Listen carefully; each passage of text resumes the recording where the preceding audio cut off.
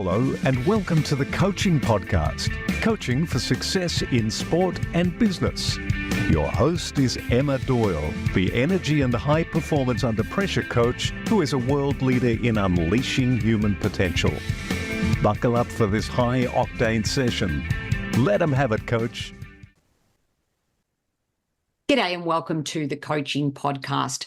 Today I have the pleasure of chatting with Mark Hlawaty, who's the head tennis coach of Royal South Yarra Tennis Club.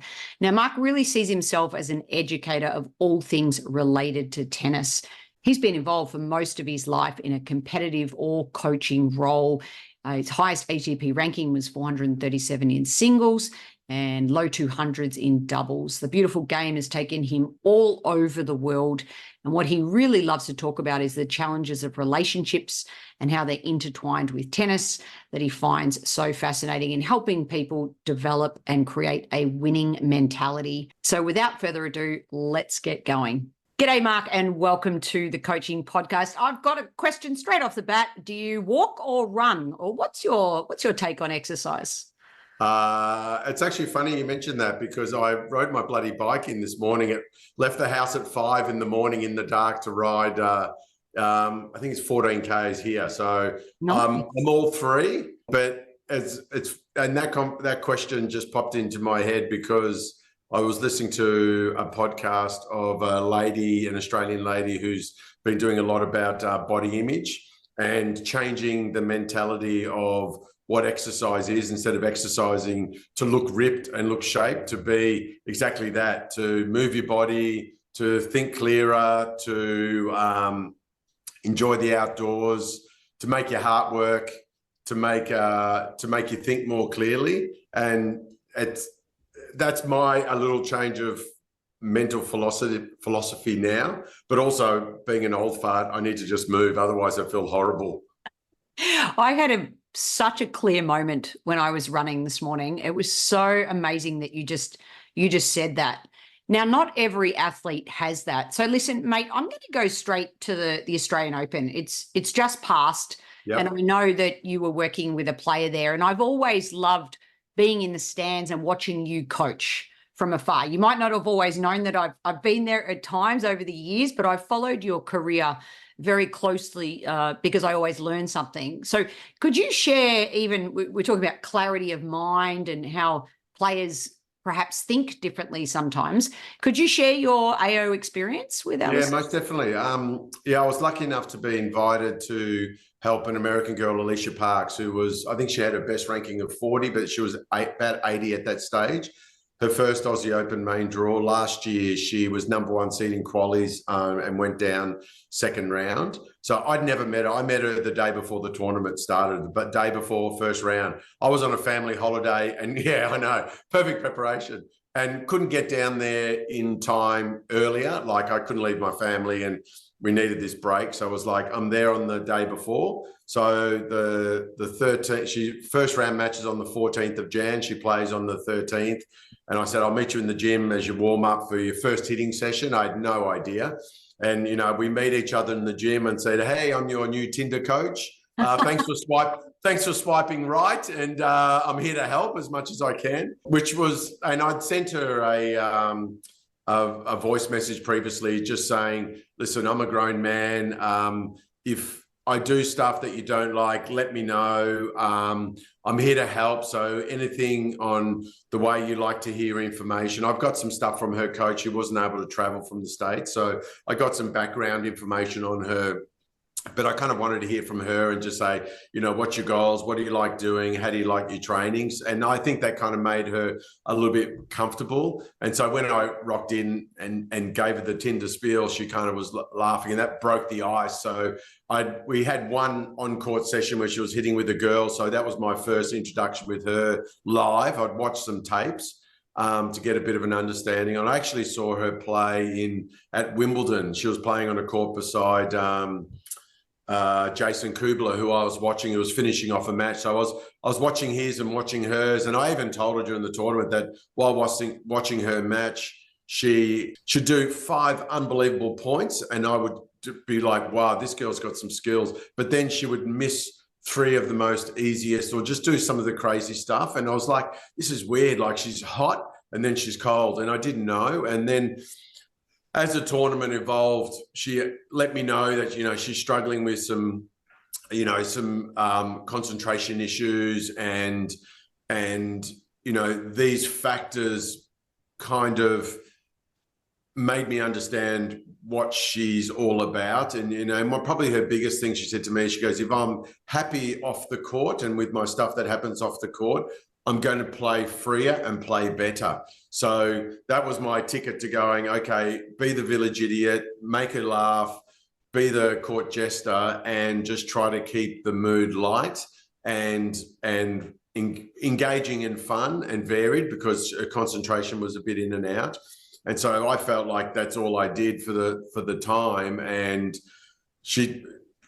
I think she responded in a way that made life a bit easier. And she was good. Like, she'd give me feedback and just go like, no, I don't like that information, or I don't like the way that was said. So then you just find a different avenue. So it was pretty collaborative, which was good. And like, you're not going to reinvent the wheel when you meet a player the day before. You're just carrying on the work. So she's done all that preseason work and she knows how to play. But it was just interesting to, like, sometimes spectators see these elite and think they're robots and are amazing, but they're so human. All they do is they do a skill that's highly skillful, and they do it well, but they're fragile, they're vulnerable, they're emotional, they have highs, they have lows, they have problems just like you and me, but it's on a bit of a grand scale. And it was good in that sense. And the best part about Alicia was she was very open and very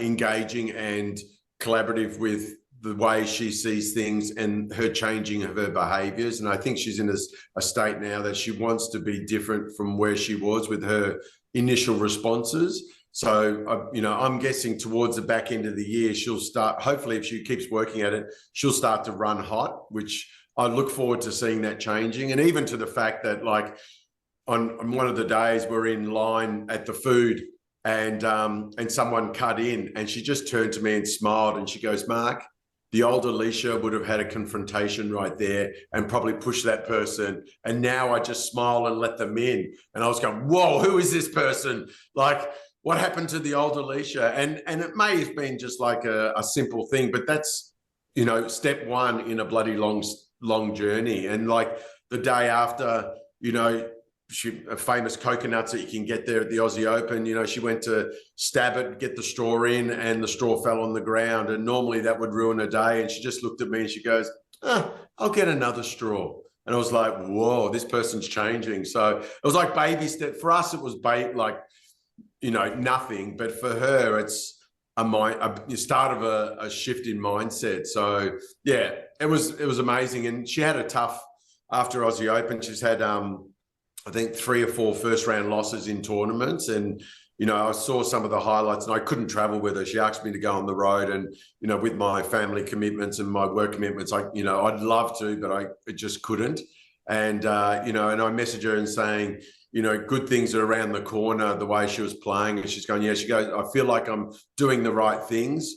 And I'm just like, my message was like, it's good things are going to happen, if she keeps persisting at it. So yeah, it was an exciting time. It was weird, but like, it just proves that like we're all bloody human, irrelevant in what you do. We always sometimes compare and think they're better than me, but like we all have our own little situations that we're not happy with and vulnerable with and don't like. Yeah. And the one thing that you said off air as well that I loved is the fact that you needed to do something for 3 minutes and then move on. Sometimes we think about just hitting cross-court forehands for half an hour like a robot. We think that's what the pros do.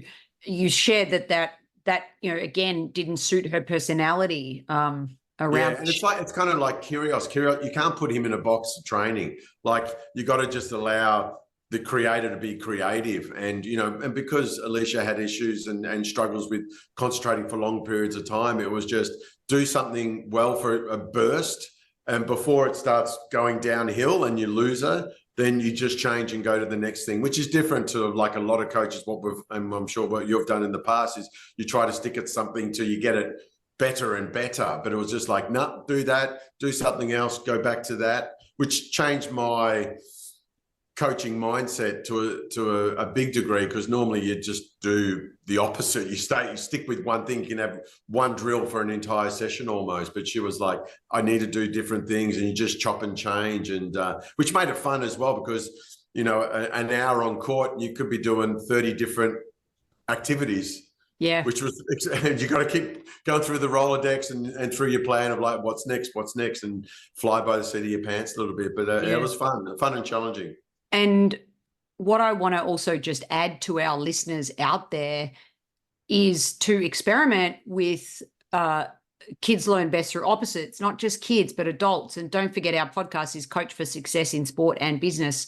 So on the sporting scale, and if we take our sport, particularly market in tennis, if I want to teach depth, then working on the drop shot and working on the shorter swing to feel the drop shot, and then working on depth and then go back to the drop shot and then go back to depth is another great example, rather than working on depth for an hour and really seeing micro improvements. But sometimes experimenting with opposites, I highly recommend that. And in the workplace, what I want to pick up on for the business coaches or managers and leaders listening to this podcast, is that you will have a 44% in customer retention when people in your workplace are actually focusing on strengths. So doing what they do best. If I'm in a role doing what I do best, then we've got that customer retention and a higher performance in me. So that's my next question to you, Mark.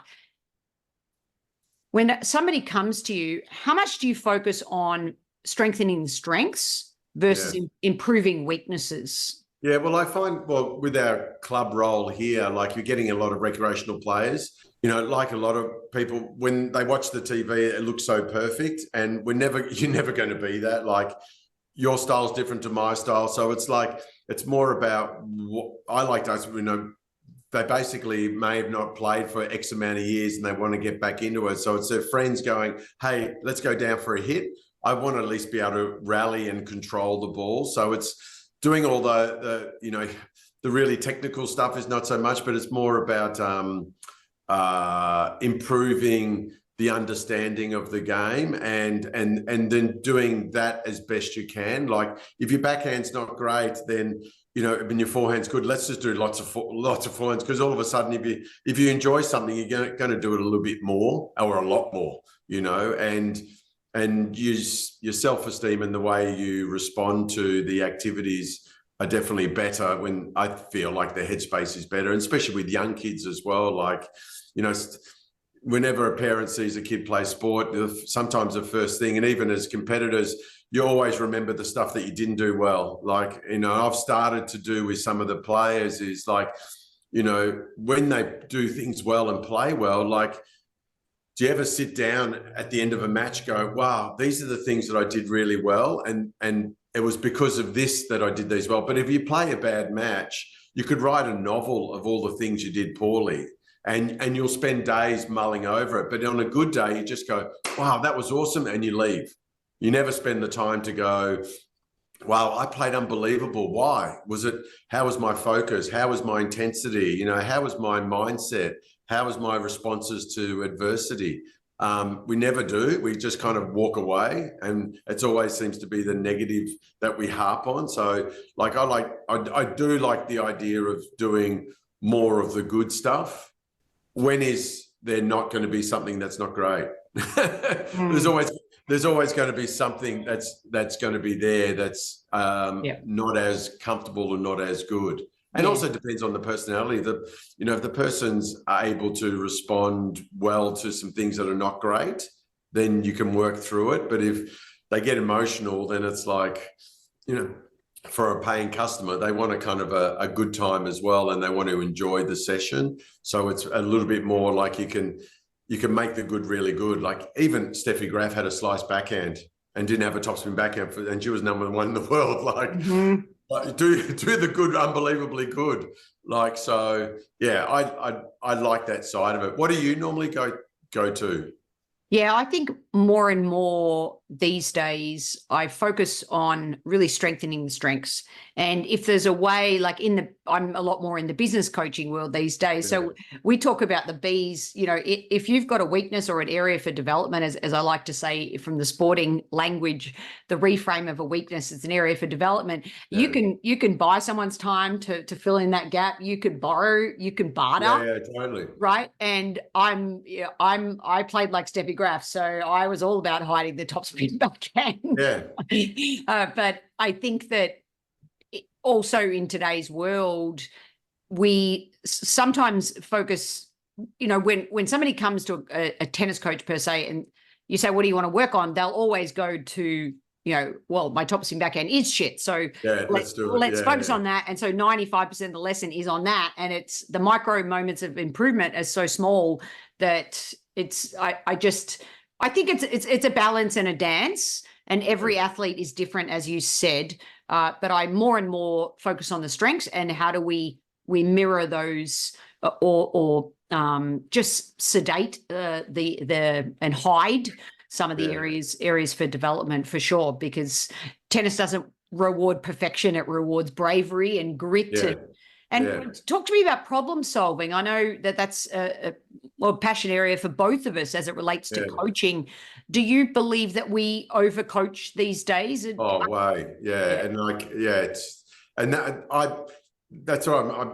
My philosophy is almost like when you toss the racket, until when you shake hands, is just that period of time there. It's testing your ability to solve the problem out there and go, hey, and then it's kind of life. I'm now luckily a parent, and you understand that you don't want your kids to fail. You don't want to see that, and you don't want them to fall, but that's where they learn the most. You're never going to let them fall and be in danger. So it's a safety fall. But, I think probably society is, we all want to be awesome at everything, and everything's rainbows and it's wonderful. And you don't face the adversity and the hardships where the lessons are learned. That's where the magic happens, where your back's up against the wall, and how do you solve it? What do you do? And, that goes to, daily life, kids traveling, here and there and on public transport. Great. Don't get driven everywhere. Find out how you can get to A to B by yourself, and you learn independence. So I love that side of it. And, were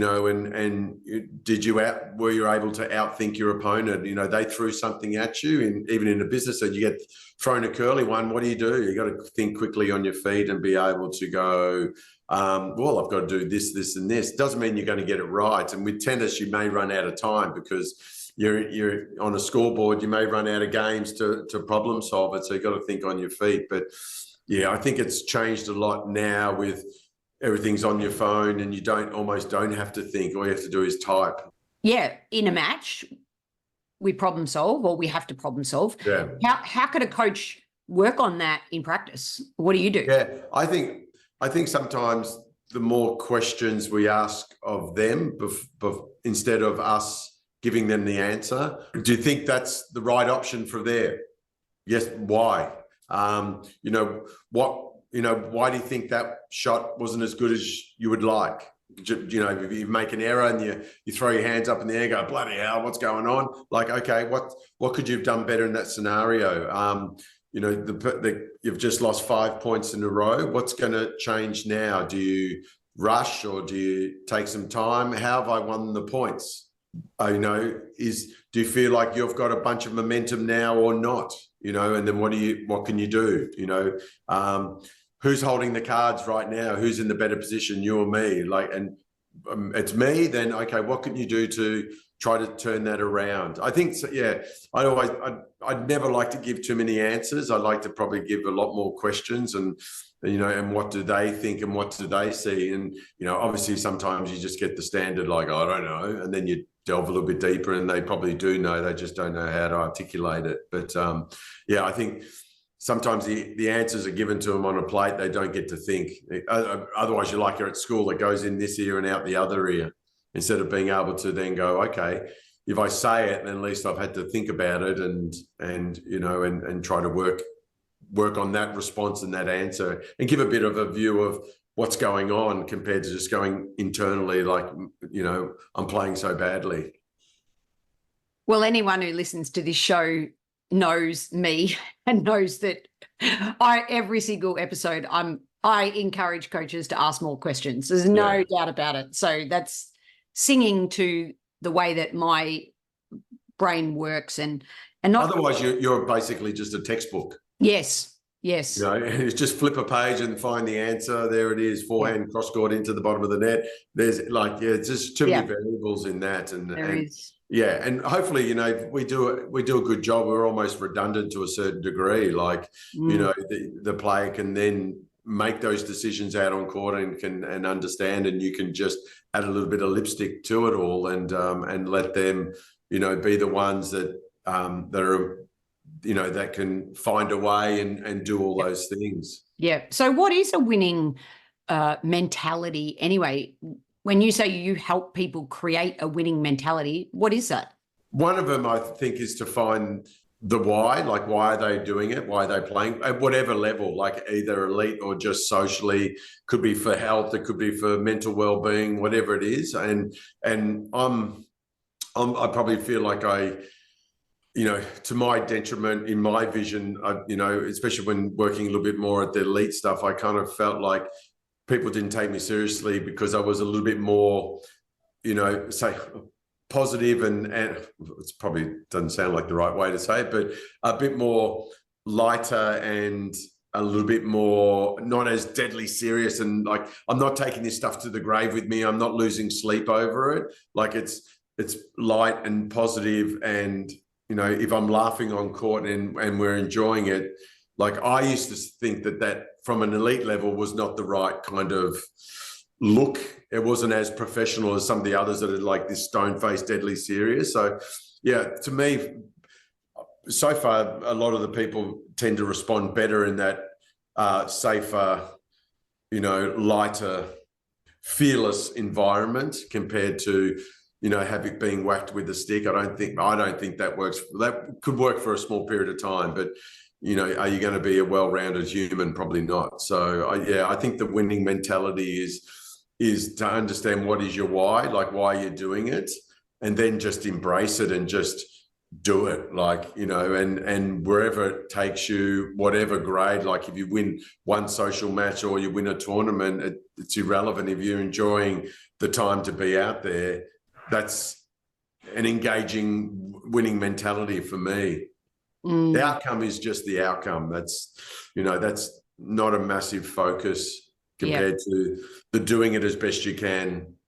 Yeah, I think that's a great message for our listeners out there. Even at the highest level, it is important that they understand their why, and not just because I'm good at it or my parents have pushed me into it and now this is the only thing I've got left. And I think so much of tennis players wrap their identity into I am a tennis player versus I choose to play tennis.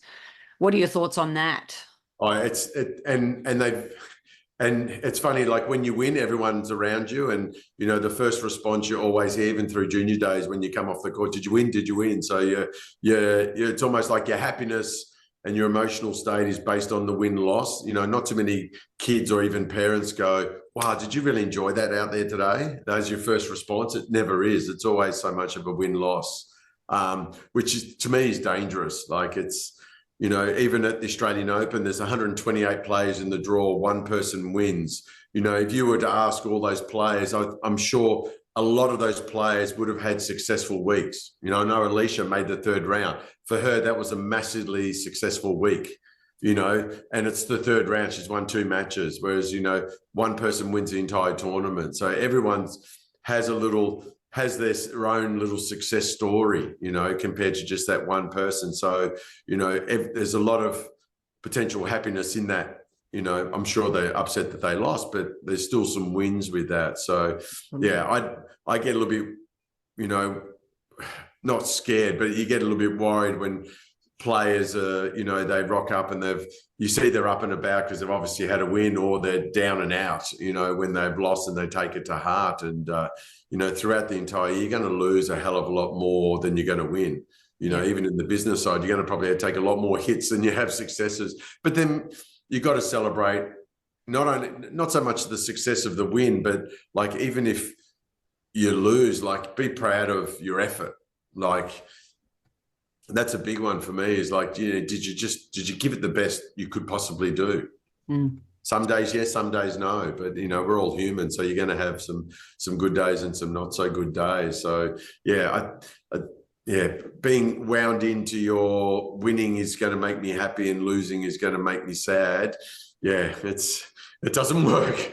Not longevity, unfortunately. Yeah, I bet you've seen plenty of players that have quit the sport or dropped out because of exactly what you just said. So it goes back to the problem solving. Like, you're going to face adversity. Like, what are you going to do? If it gets hard, do you just go, I'm done, and I'll give it up, because it could be my real first taste of hardship, because I've had such a cushioned, velvet gloved lifestyle that this is my first bit of adversity, and it's too hard. I'm out of here. Like, go work in a factory 14 hours a day, earning $1 a day, and then talk about some hardship and some adversity. There's always people would love to swap and be in your shoes. That's for sure.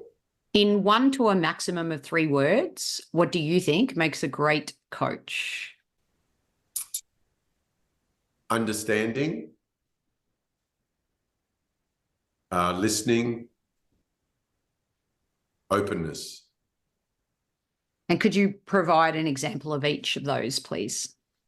Understanding. Well, I think, when a player comes to the coach, it's like the coach has got to ask a whole bunch of questions beforehand, like, what do you do well? How long have you been playing? What do you want to do? Where do you want to go? Playing for fun, you're playing for fitness. So that understanding, and because you're not going to try to turn this person who's playing socially into a hard, dedicated 12 hours a week of training. It's just not going to be. That's the difference. So the understanding of that, and also understanding, where they are, physically, emotionally, like, you get some, parents that are coming down, and it's like, this is my 1 hour break a week where I can just go tools down and forget about stuff and just smash balls, and like, just let them smash balls. Like, you don't have to necessarily see massive improvement. So understanding why they're into the sport. Once they start to talk about why they're playing, is then, okay, then if you really understand what they're saying and you're open to listening, and you don't have your head like, I've got to make this forehand this or this backhand, they've got to play a certain way, or we're going to do this no matter what, is then having the flexibility to go, this is what they want, give them what they want. If they don't want to, my backhand's horrible, then fine, they don't really want to do it. Don't go there. Like, just do the other stuff and do that well. And also just hearing, especially with the kids, like, sometimes they'll come to you and talk about their days and talk about the challenges that they're having off court with their friends, socially, emotionally, and just being, not a fixer, just be a person they can go, and an adult they can just go and offload to, and be able just to talk without judgment, and just go, yep, I hear, like, that's challenging and that's tough, because sometimes the other adults that they're talking to are parents, and they're maybe scared of that they're going to be judged for whatever reason. So just being that listening person. Openness,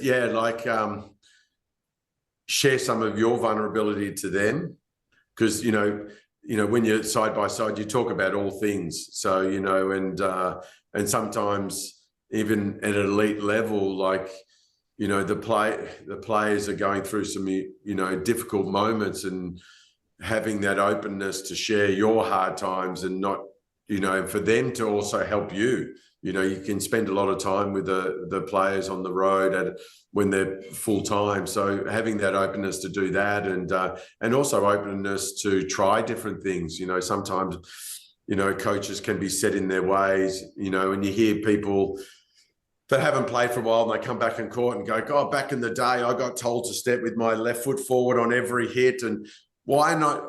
Is it different now? And you got to be open to change, and the game evolves, and just because I did something a year ago doesn't mean that it's still relevant, or for this person it may be something totally different. And just with the internet, with all the stuff that's on social media, there's so many amazing skills you can pick up from different sports and different avenues, that just, fill up your bag with new tricks, and you can relate it to tennis, and you can relate it to off-court stuff as well. So the more of that, the better. And also personally, I guess for me is getting better in my relationship with my loved ones makes me better, because then I get a better understanding. Like, I know I don't do things great off the court, in my relationship, the way I respond. So learning all that stuff then helps me communicate with you as an adult, as a person, as a kid, and then also to maybe understand there's other kids respond and other adults respond in a similar way like I do. So improving me off the court with the way I handle things can definitely help, and and be open, and God, we're far from perfect.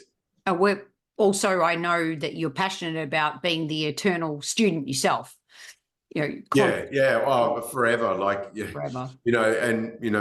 Seeing your podcast, and I said before, seeing your podcast and your people, and you just go, wow, there's just so many skilled and so intelligent people, like that stuff that goes on that I'm not a mega deep thinker, and you just go, people are in a different realm, which is really exciting, because I feel like my world is this big, and then they're like this, and you just stop to think about it, and you can learn from so many, and it's just constant, which is good as well. And I guess your philosophy changes all the time. Like, I'm sure with you, with the way you started when you're in your 20s is different to now. And so it should be, because if you're the same person you are then, there's not much, you haven't grown a hell of a lot. Yeah. And look at your career, like how it's turned from tennis to this, and God knows where it goes from there. Like, you don't know what's going to happen next. Oh, this is my favorite thing about the podcast, honestly, is these interviews, is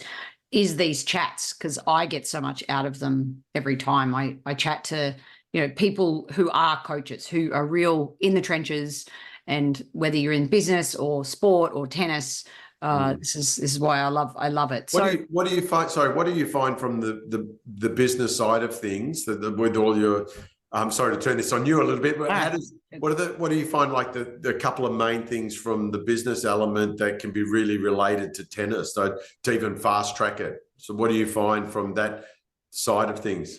Yeah, so with my book, when I synthesized the data of 520 of the world's leading coaches into the top 10 practices in what makes a great coach, what I then did is 328 of those were just tennis.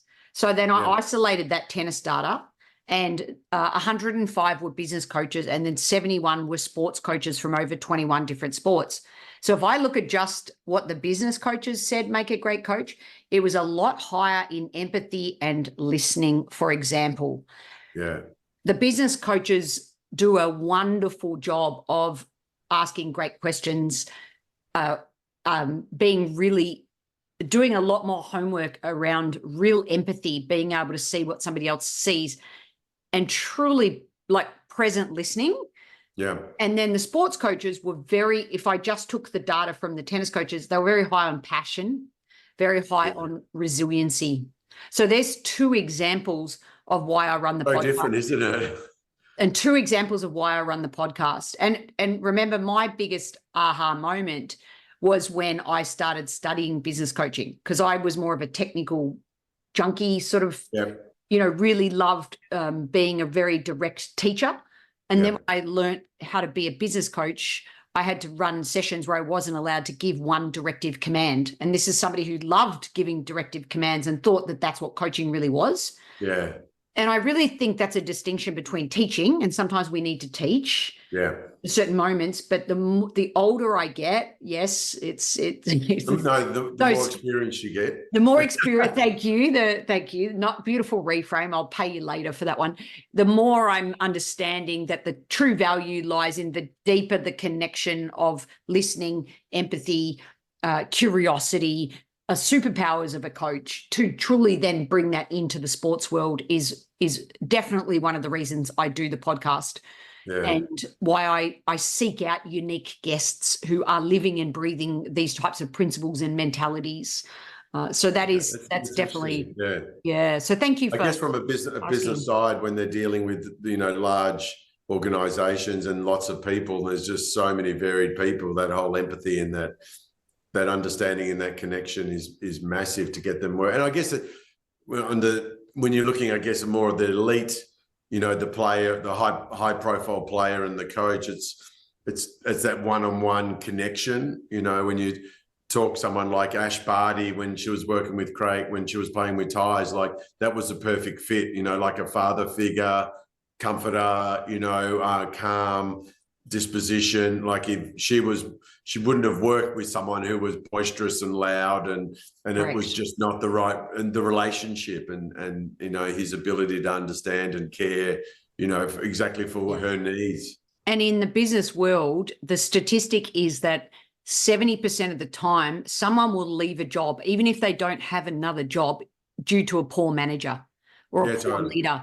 So you think about even that in the sports world or as a coaching world, if that person doesn't care and they're not curious and they don't listen, they don't have empathy, then people are going to leave. They'll just be totally unhappy. It doesn't matter if you're in business or in sport.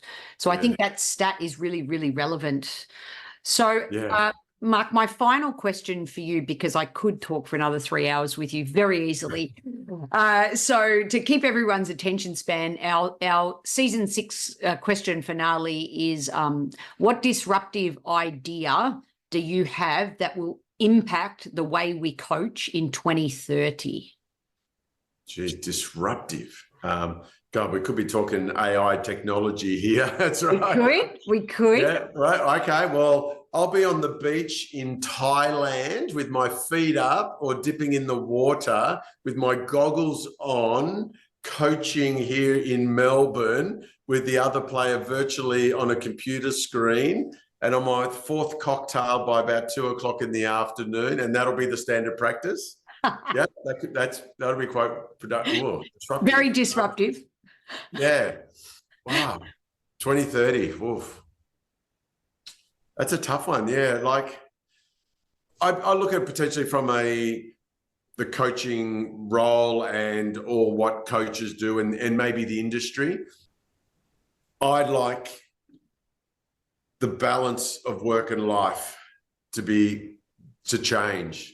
Like that, I think is a big one. I think a lot of industries have, it used to be you used to work from home and you were a slacker and everyone knew you were off having a good time for the day and not really doing work, but that's all changed and people are working remotely in all these other fields. So I think maybe from a tennis industry point of view, I'm talking kind of clubland and coaches, that there'll be a shift and a balance in making sure, because I don't know about you, you're hearing that it's so hard to get people in this industry now. Like it's not a career option, it's a hobby turned into a career. So especially for the female side, it's just so tough. And female coaches are like unicorns, like to find women that want to be in this industry and on the court, it's tough. And it's such a blokes world, which is an issue in itself. So, I think being able to combine